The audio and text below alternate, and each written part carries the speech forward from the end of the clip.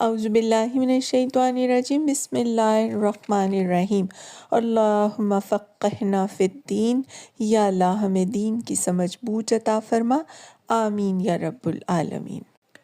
آج ہم سورہ المومن کا ترجمہ آیت نمبر 64 سے شروع کر رہے ہیں۔ وہ اللہ ہی تو ہے جس نے تمہارے لیے زمین کو جائے قرار بنایا اور اوپر آسمان کا گنبد بنا دیا، جس نے تمہاری صورت بنائی اور بڑی ہی عمدہ بنائی، جس نے تمہیں پاکیزہ چیزوں کا رزق دیا، وہی اللہ تمہارا رب ہے، بے حساب برکتوں والا ہے۔ وہ کائنات کا رب وہی زندہ ہے، اس کے سوا کوئی معبود نہیں، اسی کو تم پکارو، اپنے دین کو اسی کے لیے خالص کر کے۔ ساری تعریف اللہ رب العالمین ہی کے لیے ہے۔ اے نبی صلی اللہ علیہ وآلہ وسلم، ان لوگوں سے کہہ دو کہ مجھے تو ان ہستیوں کی عبادت سے منع کر دیا گیا ہے جنہیں تم اللہ کو چھوڑ کر پکارتے ہو، جبکہ میرے پاس میرے رب کی طرف سے بینات آ چکی ہیں۔ مجھے حکم دیا گیا ہے کہ میں رب العالمین کے آگے سر تسلیم خم کر دوں۔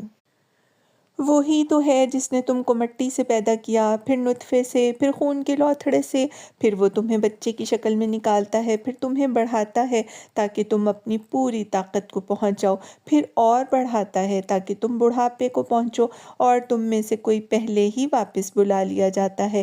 یہ سب کچھ اس لیے کیا جاتا ہے تاکہ تم اپنے مقررہ وقت تک پہنچ جاؤ، اور اس لیے کہ تم حقیقت کو سمجھو۔ وہی ہے زندگی دینے والا اور وہی موت دینے والا ہے۔ وہ جس بات کا بھی فیصلہ کرتا ہے بس ایک حکم دیتا ہے کہ ہو جائے، اور وہ ہو جاتی ہے۔ تم نے دیکھا ان لوگوں کو جو اللہ کی آیات میں جھگڑتے ہیں، کہاں سے وہ پھرائے جا رہے ہیں۔